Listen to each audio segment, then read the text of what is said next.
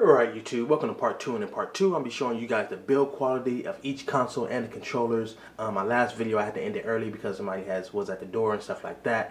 So yeah, if you wonder why I'm talking so enthusiastic, it's because, you know, I made these videos yesterday and they were so fucking boring. I was trying to talk all professional and stuff and be professional with it, but don't nobody want to hear that shit. They want Noob Saibot to review the consoles, not just, you know, somebody that's, you know, they wanted somebody else, they would have went on a different video. So with that said, let's start off with the Xbox 360. As you can see, I got the Elite. I don't got the Slim. I wish I had the Slim so I can compare the 360 Slim to the PS3 Slim. But you know, 360 Slim has the built-in hard drive and stuff like that. It has a little touch-sensitive eject button and things of that nature, and touch-sensitive power button, if I'm not mistaken. I think it's still a button. One of my friends have one. So yeah. I still like the build quality of this console. I think they should have waited until the new console come out to do all that stuff, because it's kind of too late into the game to do all that, you know. Anyway, let me move my 3D sensor out the way. Okay, you had a hard drive up top. You know, when the 360 was still young, people loved the detachable hard drive, because people was always changing out their hard drives anyways. You know, you can do it with one hand if you're good like that. You know, 120 gigs. You know, slides right back up in there.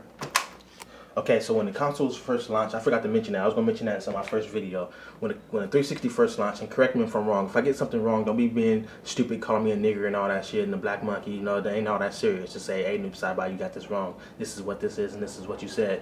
Basically, when the 360 and PS3 first launched, when the 360 first launched, they had a core system for, I think, $249.99 or $299.99.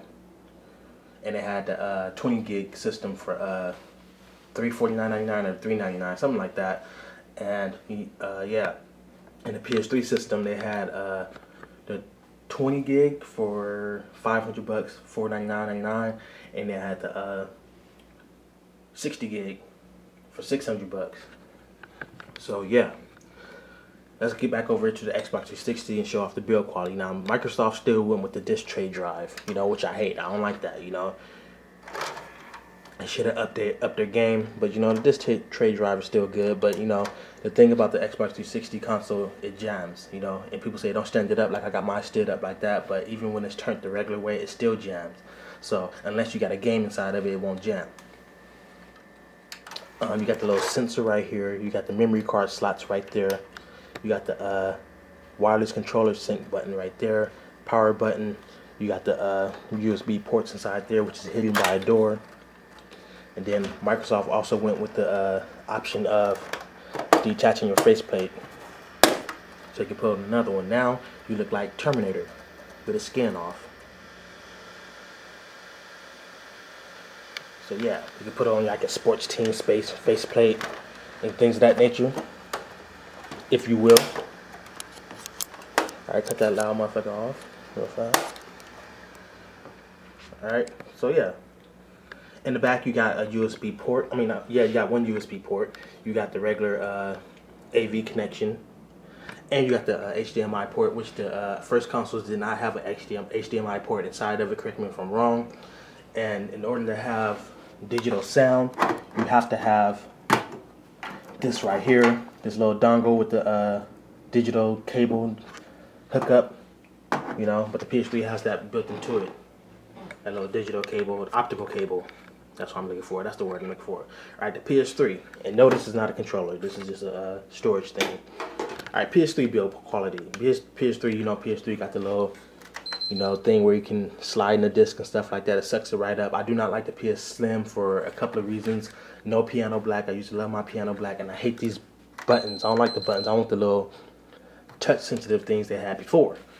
Power button right there. And what I love about having the Sony PS3 and the Sony TV, this is what happens. When I turn on my PS3 and I feel like touching the TV remote, it turns on my TV for me automatically. TV just turned on without me even turning on the TV. Turns on the TV and it goes to the correct signal that it needs to be on, and everything. A lot of people don't take their time to do stuff like that and have their products to work with each other. For example, I can use, if I'm watching a movie, I can use my Sony TV remote to control my PS3. I'll never have to turn on my 360 controller if I'm watching a movie or if I'm strolling through the dashboard or whatever the console.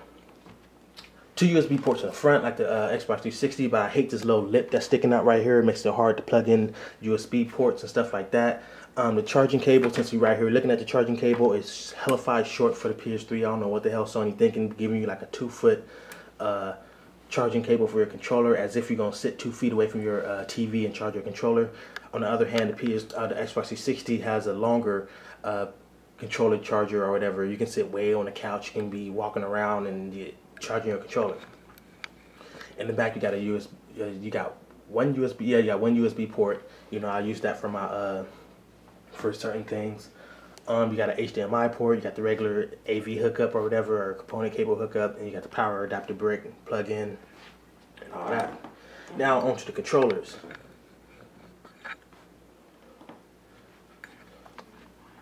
PS3 controller. Now, Sony been keeping the controllers the same ever since the PS1.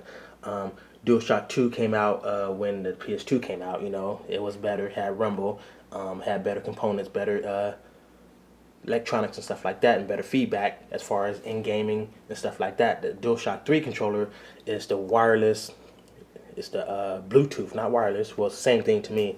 I'm gonna explain that later, but Bluetooth built inside this bad boy right here, and rumble. Remember when the first DualShock 3 controllers came out, didn't have rumble, you know, and it has a little built-in gyroscope, so you can play games and be tilting the controller and stuff like that, racing games, games where you gotta aim real carefully and stuff like that.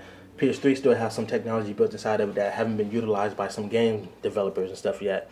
I noticed that I like these analog sticks, but I noticed when I be playing games, I got kind of big hands, that my thumbs seem to touch each other when I like do certain stuff like that. The buttons or the face buttons are pretty cool, but I prefer the 360 face buttons more better because it's like a bubble and you have more control of the buttons. Start select right there, little dashboard guide or little thing like they copy off a Microsoft little guide button and stuff like that. They got the little island set up with the control pad. 360 has the actual, has a little notch on the side so you can press it more easily. But even with that said, you know, it's still easy to press to the side like that. You know, it's not that hard. Before the triggers and after the triggers. So basically you got to buy these triggers separately, because I don't know what the hell Sony was thinking when they put these little triggers. Your finger slips off a lot. But anyways, with a lot of shooting games aside Sony's, aside the PlayStation, they always use this button anyways in shooting games. I don't know why, but you got to change the control scheme and switch it to that button. But when you do buy these little trigger things for like $5 or whatever, it's worth it, because it's even better. Once you put these on, it's better than the Xbox 360 trigger. Way better. Even though you got to buy something extra to make something be better, but hey, it's better. Like your finger rests right inside there comfortably. Now, on to the 360 controller. Now, when I first seen the build of the 360 controller, I was like, what the fuck is this? How the hell you have an analog stick way over here and the other one way the hell over there? That's retarded. I'm not going to ever play that. That's not going to never feel comfortable. Little did I know, this setup to me is better than the Sony controller setup. It feels comfortable, and my hands are big, and it complements that. The controller complements that and everything. You know, it wraps around real good. It feels like I'm grasping on like a round ass or something like that, because it wraps around real good. Versus the PS3 controller, it's like hella small, and like you playing with like a little toy, but even though it's not toy quality, you know, I'm just saying, it's like super small. Yeah, so top buttons, we already mentioned that, you know, got the little bumpers, got the little triggers and stuff like that. As far as the battery, 360 got the little thing where you can use batteries, or you can use a battery pack. With that, I prefer the PS3 controller, because the PS3 controller got built-in battery and stuff like that. Lasts for a pretty long time. I noticed that the 360 controller lasts a little bit longer. This is a tad bit longer, about an hour longer, you know, on full charge. And yeah, about an hour and a half longer. Like I said, back to the wireless, Bluetooth and wireless. Oh shit, I almost dropped my controller. Bluetooth and wireless, okay. Haven't really noticed no difference. This is not, you know, when I first got a wireless controller for the 360, I thought I had to point it at the sensor and keep it in range. Dude, there's plenty of times I walk way down the damn driveway, check the mailbox, chatting with friends all across the street and shit. My controller still was connected, and I still was talking to people online. So, yeah. With this, I haven't tested that out yet, you know, going way somewhere far else. Wow. Damn, that's not, wow. Y'all didn't hear that. We're going way somewhere else, you know. I didn't test that out yet. So, but, you know, plenty of times I walked out the kitchen, made a sandwich, you know, give me something to drink, and it didn't disconnect, you know. So with that said, be looking out for my part 2. On part 2, I'll be actually showing you guys the dashboard and the user interface of each console and stuff like that. Give you guys my ups and downs of each one, which one I like the best, what certain features I like the best inside each console. And yeah, but before I start that off, in my next video, I'll be talking about the chat pads of each console. So, this has been your boy, motherfucking boy, Noob Side by the Universal Gamer, and stay tuned. Be looking out.